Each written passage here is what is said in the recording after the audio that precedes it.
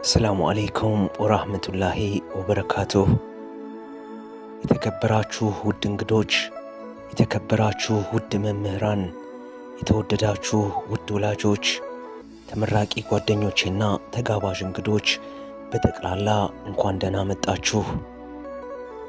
በዛሬው ዕለት የሁለተኛ ደረጃ ትምህርታችንን በማጠናቀቃችን በምናከብረው በዓል ላይ ስለተገኛችሁ ሁላችንም ታላቅ ክብር ይሰማናል።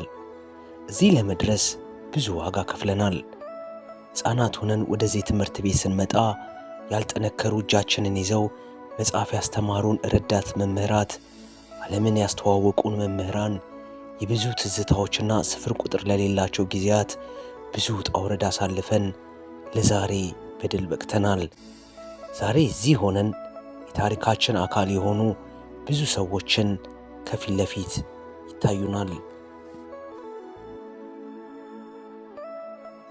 ውድ መምህራን፣ ከመማሪያ መጽሐፍት በላይ የሆኑ ትምህርቶችን አስተምራችሁናል።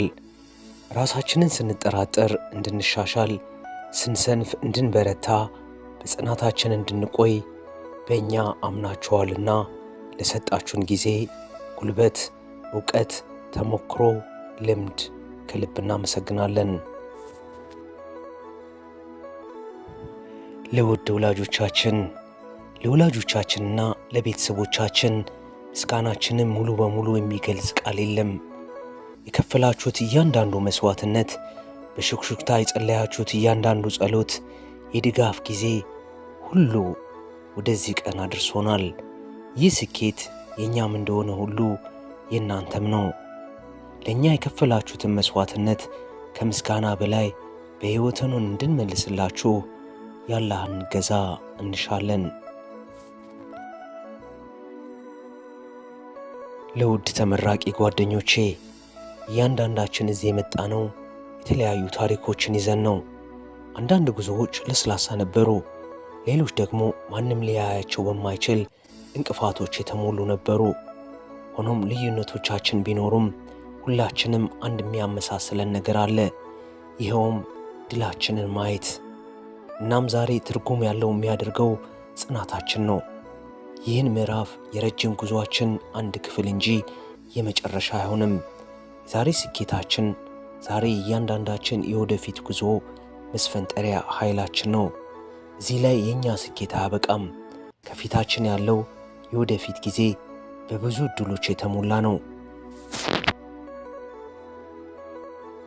ከመካከላችን የወደፊት ዶክተሮች፣ መሐንዲሶች፣ መምህራን፣ ሳይንቲስቶች፣ ሥራ ፈጣሪዎችና መሪዎች አሉ።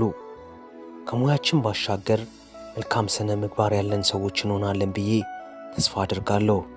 ደግ፣ ሐቀኛ፣ ሩህሩህና በሌሎች ሰዎች ሕይወት ውስጥ አዎንታዊ ለውጥ ለማምጣት ቁርጠኛ ሰዎች እንደምንሆን አምናለሁ። በመጨረሻም ዛሬ ፍጻሜ ብቻ አይደለም፣ የአዲስ ጉዞ መጀመሪያ ነው።